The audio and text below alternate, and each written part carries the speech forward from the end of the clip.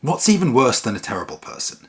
A terrible person who doesn't even practice their own supposed beliefs, such as Ferdinand No Retreat Schörner, who built his whole career on the premise that he never backed down, and then, at a moment when no backing down was needed, abandoned his men to be killed by the enemy, after spending years killing many of those same men for not fighting the enemy enough, and somehow managed to fight his way through life, to live to a ripe old age.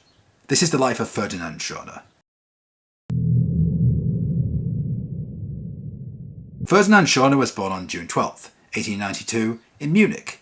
He entered the army in October 1911 as a one-year volunteer with the Libe Regiment, and by November 1914 he was a lieutenant.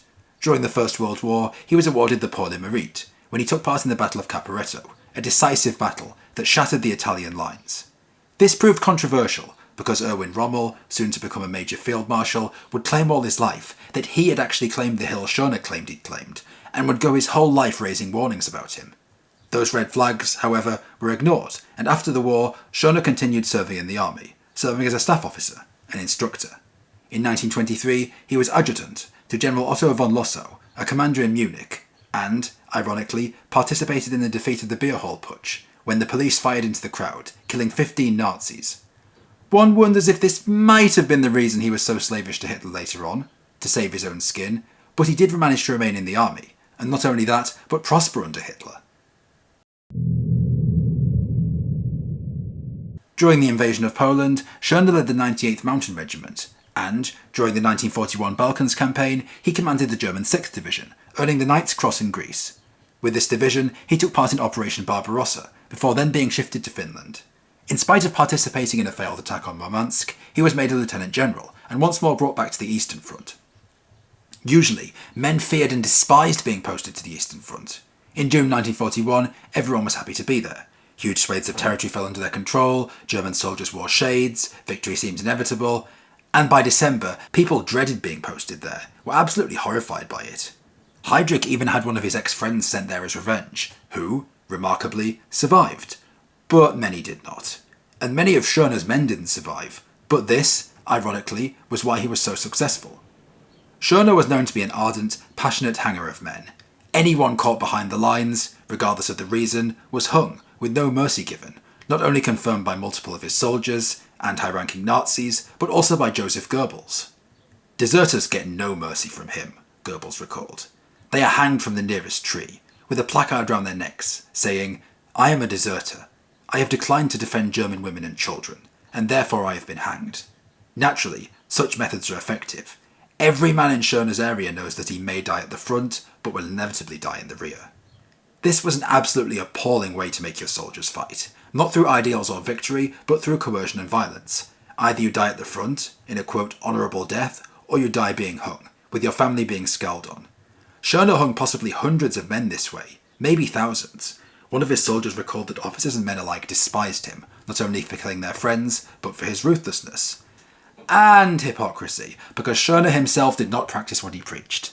Although often claimed to be a passionate supporter of Hitler, based on his own statements, Schörner would, interestingly, contradict those same statements, time and time again.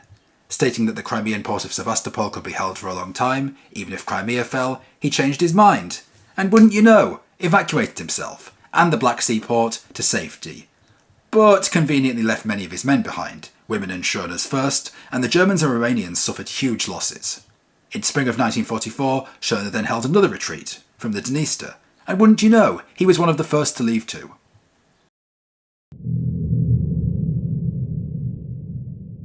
Schörner, incredibly, managed to stay in Hitler's good graces. Many men had been shot for much less, but because Schörner was charismatic, an incredible bullshitter, was histrionically supportive of Hitler, and managed to convince him that the losses weren't his fault, he was once more promoted. In July 1944, he became commander of Army Group North, then Army Group Centre, defending, in quotes, Czechoslovakia, and the Upper Oder. On April 5th, even with the Reich collapsing, he was made Field Marshal, and then got his top promotion of all. When Hitler committed suicide, he made Schörner Commander-in-Chief of the German Army High Command. Understandably, however, he failed to do much in this new role, since Germany surrendered on May 8th. But did manage to hang a whole lot of people in the last 72 hours. Even in the hours before the Reich fell, even after Hitler died, Schörner was still hanging people for desertion, even after the war was lost, even though surrender negotiations were taking place, even though he'd been informed of this, he was still hanging men from trees for the quote unforgivable crime of not fighting for Hitler, as his empire fell apart all around him. Even as early as May 2nd, Schörner was openly telling High Command that he intended to fight his way west and surrender to the Americans, and was still hanging men before he left. And not only that, but he ordered a continuation of fighting against Red Army and Czech insurgents in Prague, which caused at least 3,000 Czech resistance deaths and thousands of civilians in a hopeless fight that he knew was lost. And later that day, while these men were still hanging people on his orders, he deserted, got in a plane and flew to Austria. Yes, leaving his men without orders and ordering the SS to keep on killing Czech civilians, bombing Prague and executing Germans who deserted, he deserted himself, grabbing a valuable airplane that could have been used in combat operations. Even on May 11th, his troops were still fighting the hopelessly lost battle, some still believing their commander was with them.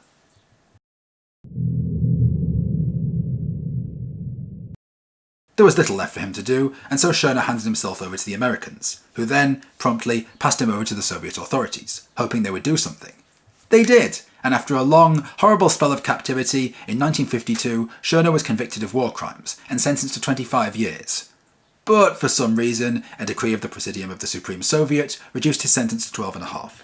It isn't known why, but it's assumed that just like he betrayed Hitler and betrayed his men, he cooperated with the Soviets in passing them valuable intelligence on his own people.